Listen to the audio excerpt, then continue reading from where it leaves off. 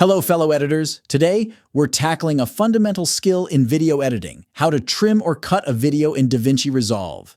Whether you're fine-tuning your content or crafting a masterpiece, let's dive into the tutorial.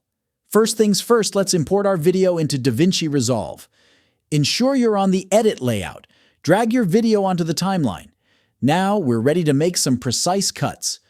Move the playhead to the exact point in time where you want to make a cut or trim. This is your creative canvas, so pick the perfect moment. Precision is key. Enter the Mighty Blade tool. Select it from the toolbar and with surgical precision, click at the playhead location.